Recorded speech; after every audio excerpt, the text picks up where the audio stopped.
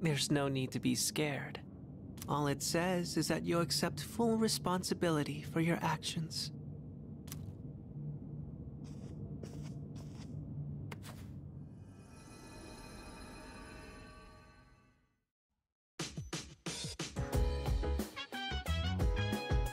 I find it absolutely fascinating that there are now 4 versions of Persona 3, and I would be hard-pressed to call any one of them the definitive edition. This is not quite a Ship of Theseus situation, as each of the 4 versions are still the same game in some form or other, but it is inarguable that these iterations hold a different station in the ongoing history of Persona 3, defined as much by what they take away as what they add. The series itself is no stranger to iteration and addition, with almost all entries having some form of creative reappraisal. After 3's original launch came Fez, 4 had Golden, 5 had Royal, and Strikers and Tactica and the Phantom X. Boy, they're just really going all in with Persona 5, huh? With a lot of these games, there's a clear consensus that the latest iteration is to be considered the definitive identity of that particular persona, something you move on to without looking back. You get more out of it. The jagged edges are smoothed down, the mechanics refined, and the world feeling more whole. While I think this assumption requires a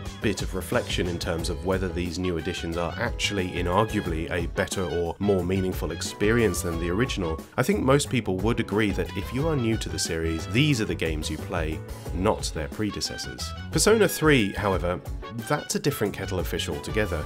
Because as much as the game has been celebrated since it first graced our consoles in 2006, each version kind of has its own identity also, making it difficult to really say which one is the categorical variant to play. Persona 3 Fez added some changes, tweaks and quality of life adjustments to the base game, but its main contribution is a sizable annex called The Answer, which to many is considered the final conclusion of the story. Persona 3 Portable added in the option to play as a female protagonist, changing up the nature of many of the game's social links in the process and adding more to the roster, but it also streamlined a lot of the game's presentation to account for the platform it was to be played on, giving it a sort of visual novel style that's not present in the other versions. Reload, the latest interpretation, offers a full ground-up reimagining of the story and world, but does not, at the time of writing, include The Answer. The female protagonist has also been omitted from this version, although it does include additional S-links and other version-specific content unique to this game, including combat mechanics and other tonal and aesthetic elements that I would argue make it feel fundamentally different as an experience.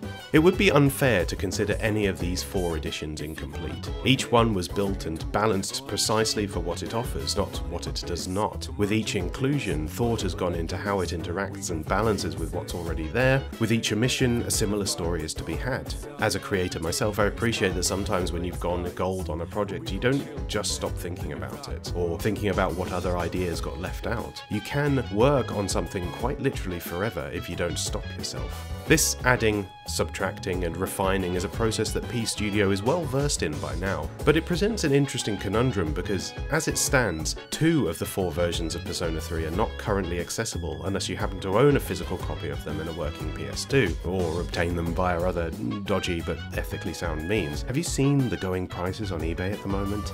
Ouch. This is far from abnormal given the state of games preservation, and there are hundreds of thousands of titles from eras past now only accessible through these legitimately grey methods. Not all of them are necessarily worthy of fanfare, but it is baffling to me that the original Persona 3, not only a beloved game in its own right, but an extremely important historical artifact, something of gargantuan cultural importance, effectively no longer exists. Neither of the 2 versions currently available on modern platforms is truly representative of the game as it was when it first launched, not by tone nor gameplay. Persona 3 Portable and Persona 3 Reload are 2 wholly different entities, affecting a crucially different emotional resonance with their fans. Reload in particular feels like it is in conversation with the original in a way where the true meaning might be lost without this particular context. This is not to say that folk are missing out on the superior depiction necessarily. My time with the original Persona 3 was brief and also around 15 years ago, so my my emotional attachment to the entity that is that game is limited. Similarly, I've spent too little time with Reload and nothing at all with Portable to properly assess whether the changes made fundamentally alter the idea of what Persona 3 as an artistic work is. I feel strongly, however, as with other titles that receive well-meaning but tonally divergent straight remakes, that we really should allow players an easily accessible means to sit these things side by side, or in this case, side by side by side by side. I really cannot think of another game that has such a broad and branching identity in the same way, and this identity is a huge part of the story of the game as a whole. That should be celebrated, not left to rot. There is no Persona 3 without Persona 3, but in a world that seldom respects its own evolution, I fear that this may one day be lost to time.